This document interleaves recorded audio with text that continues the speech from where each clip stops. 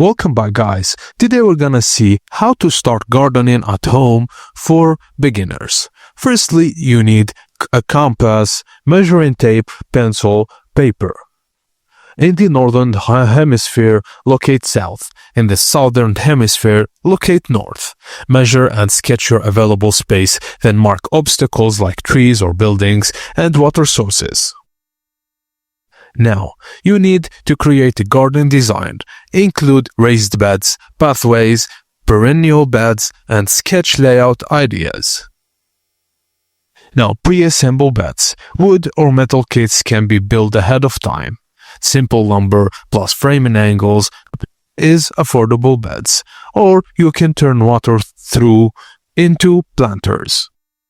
Now, mark the area with stakes and twine, clear and level the ground, then lay a base, like carpenter paper, to block weeds. Install edging around your garden, then place raised beds, level and space them evenly.